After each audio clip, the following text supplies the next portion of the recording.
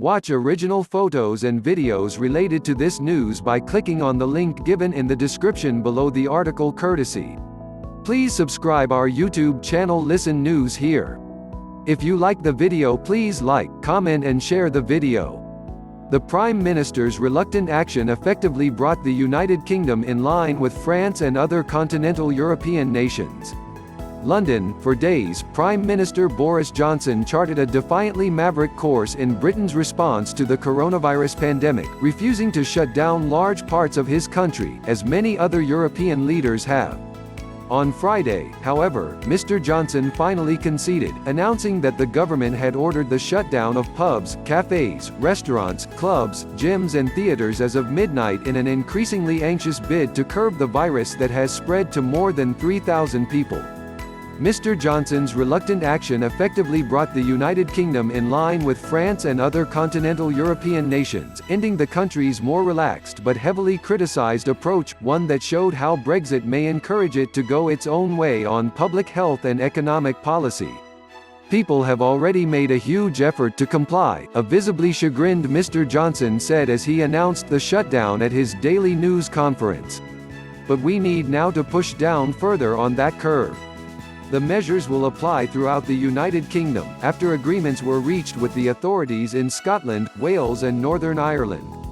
The British government also rolled out another gargantuan economic rescue package, announcing that for the first time in history, it would pay as much as 80% of the wages of people, up to a total of £2,500, or $2,900 a month, who are unable to work because of the shutdown, but who are kept on company payrolls.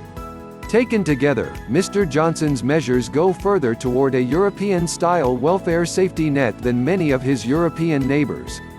It shows just how dramatically the pandemic has upended the plans of a government that swept into power only 4 months ago on the slogan, "Get Brexit Done." Nobody is talking about Britain's departure from the European Union these days at 10 Downing Street, Mr. Johnson said this week, a blunt acknowledgement of how a global health emergency can sweep aside, almost overnight, an issue that had paralyzed domestic politics and divided the public for more than 3 years. Face-to-face negotiations for a post-Brexit trade agreement between Britain and the European Union were suspended last week, and the prospects of striking a deal this year seemed even more remote after the chief negotiators for Britain and the European Union both tested positive for the virus this week. Yet Brexit has played a subtle role in Britain's response to the pandemic, analysts say, and it will continue to do so. The go-it-alone instincts that drove Brexit also drove Mr. Johnson's reluctance to embrace the more rigorous social isolation policies of France or parts of Germany. Brexiteers point to the government's powerful rescue package as evidence of why being out of the European Union is good. While Mr. Johnson attributed his decisions to scientific advice, and has changed course as the data has changed, he had proudly stood apart from President Emmanuel Macron of France and other European leaders, who appeared readier to curb civil liberties in the name of suppressing the virus. But Mr. Johnson's independence was exacting a cost. With Italy, France, Spain and parts of Germany shutting down cafes while Britain's pubs remained open, investors became rattled by Mr. Johnson's laissez-faire approach. The pound crashed to its lowest levels in decades against the dollar and the euro earlier this week, suggesting that in a crisis, Britain's isolation looked like a source of vulnerability rather than strength. "This is not a Eurozone crisis," said Holger Schmieding, chief economist at Berenberg Bank in London. "It's a global crisis where the value of being big and having institutions that can act is, in itself, positive." The pound rebounded a bit on Friday as the Chancellor of the Exchequer, Rishi Sunak, announced the wage compensation and other measures. "I am placing no limit on the amount of funding available," Mr. Sunak declared. "We will pay grants to support as many jobs as necessary." Britain has used its independence to its advantage in some ways, by orchestrating a potent, coordinated fiscal and monetary rescue, something that has so far eluded countries on the continent, which have relied on the European Central Bank to inject hundreds of billions of euros into the system. For Brexiteers, that flexibility proves the advantages of being unshackled from Europe. But there are other areas where Britain's departure raises questions. The European Union, for example, has organized a joint procurement system to speed up the purchase of ventilators, masks and other vital medical equipment. Under the terms of Britain's withdrawal agreement with Brussels, it remains part of the single market until the end of 2020. It is still paying billions of dollars into the European Union's coffers, which means that it can take part in the procurement system, officials say. But Mr. Johnson has not yet said whether Britain, which is desperately short of ventilators, will do so. In his daily briefings on the pandemic, Mr. Johnson promises that British companies will ramp up their production of gear. He rarely mentions Europe.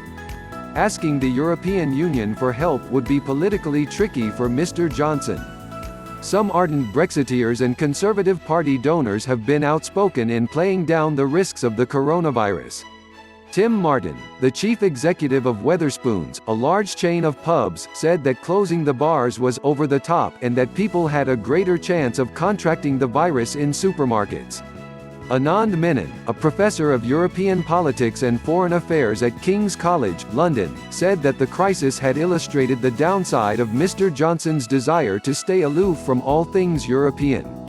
Boris Johnson adopted an approach that was riskier than he needed to, Mr. Menon said.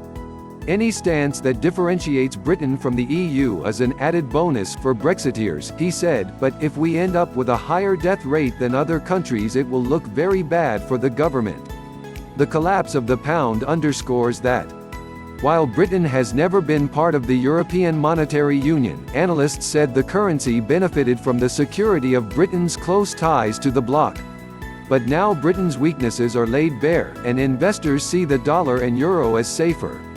As always with Brexit, critics and defenders both find arguments for their side.